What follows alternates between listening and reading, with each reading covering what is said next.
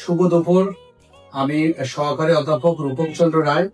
আমি চট্টগ্রাম মেডিকেল বিশ্ববিদ্যালয়ের অধীনে green view medical institute physiotherapy বিভাগের বিভাগীয় প্রধান, পাশাপাশি গণস্বাস্থ্য সমাজভিত্তিক ফিজিওথেরাপি কলেজের সহকারী অধ্যাপক হিসেবে কাজ করি এবং পাশাপাশি আমি একজন এমফিল রিসার্চ স্কলার হিসেবে কাজ করছি। আজকে ইউনাইটেড ফিজিওথেরাপি জোনে কিছু সংখ্যক সেরিব্রাল পালসি বাচ্চাদের সাথে আমার কথা, আলাপচারিতা এবং মায়েদের সাথে বিভিন্ন বিষয় নিয়ে আলোচনার এক ফাঁকে যে বিষয়গুলি আমি তুলে ধরলাম বা তুলে ধরবো আজকে ইউনাইটেড ফিজিওথেরাপি জোনের পক্ষ থেকে, যে 1000 বাচ্চা জন্ম যদি বাংলাদেশে হয়, পরিসংখ্যান বলে 3.5 জন সেরিব্রাল পালসিতে ভুগে, যা সারা পৃথিবী থেকে 1.5 গুণ বেশি।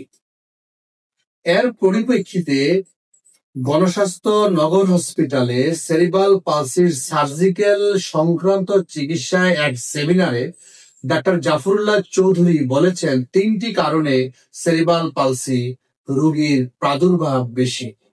1, দারিদ্রতা, মায়ের প্রতি অবহেলা আর মায়েদের অশিক্ষা, যেই কারণে সেরিব্রাল পালসির সংখ্যাটা বাংলাদেশে দিন দিন বাড়ছে।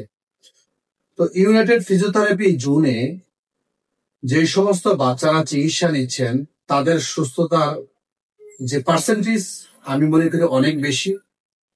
এখন এখানে অনেক দূর দূরান্ত থেকে অনেক মা, অনেক বাচ্চাদের দাদিরা চিকিৎসা নিতে আসেন দূর দূরান্ত থেকে।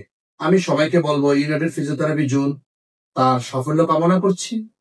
অদূর ভবিষ্যতে তারা সিবি বাচ্চা নিয়ে গবেষণা করবেন এবং